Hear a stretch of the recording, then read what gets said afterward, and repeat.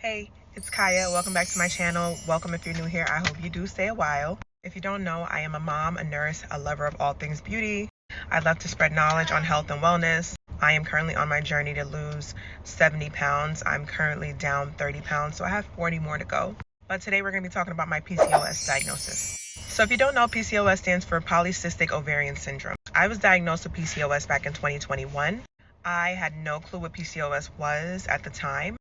I mean, don't get me wrong, I've heard about it briefly in nursing school, but there was really not a lot of information on it. Like, PCOS is not just a textbook thing, it is a lot of things. So as far as me, from 2020 to 2021, I gained a good 35 pounds. And I kind of chalked it up to like gaining weight from the pandemic because we were all in the house, we weren't as active as we were prior to the pandemic.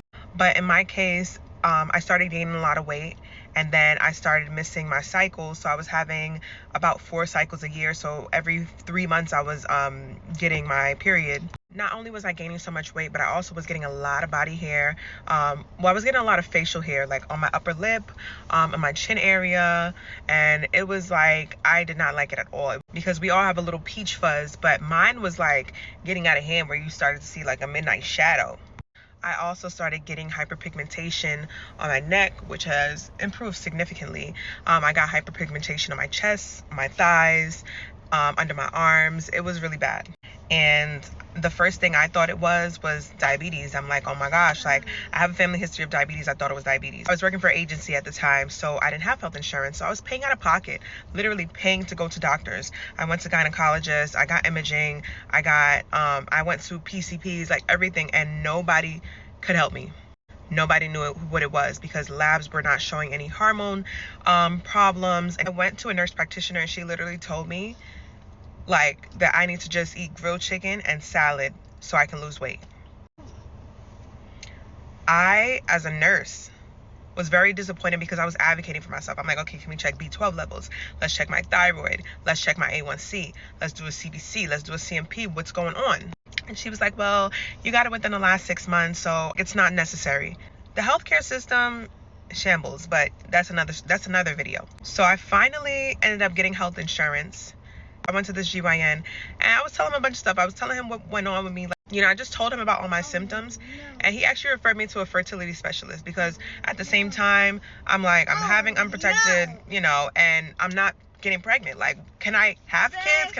So I was very concerned. So he sent me to a fertility specialist. So this fertility specialist was great. Before I even went to him, he had me on Zoom telling me exactly what he would be doing.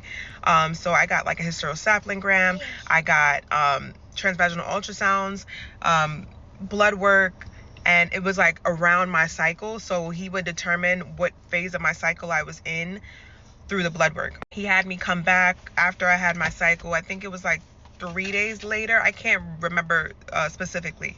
But he had me come back, and then he's seen like, it's not cyst. What it is on your ovaries, you have the eggs. That's where your eggs are. I just wanted to jump in because I misspoke.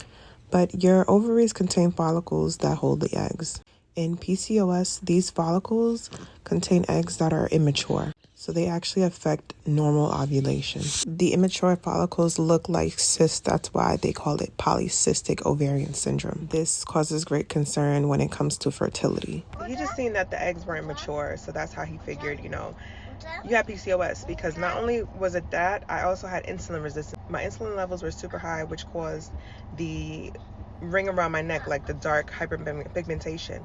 So with that being said, he told me to go to my primary care doctor and get a prescription for metformin because that'll help bring down my insulin levels. Now, I did go to my PCP, and she was and mind you, this was a different one because I eventually got insurance. But I went to my PCP and I told her my results. I gave her my results from the other doctor, and she was like, you're going to go on metformin. I started metformin. Honestly, I didn't have any issues. I was on it for only 2 months, and then I said, you know what?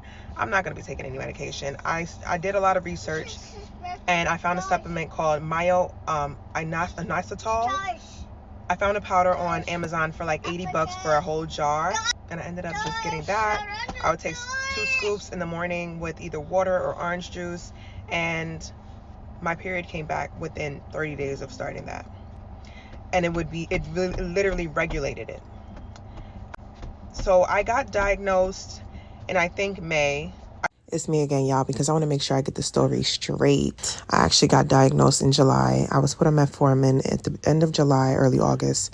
I decided to stop taking the metformin on the beginning of September in 2022. As you can see, I ordered the Ovasitol and I bought an at-home fertility test. I got pregnant in November of 2022.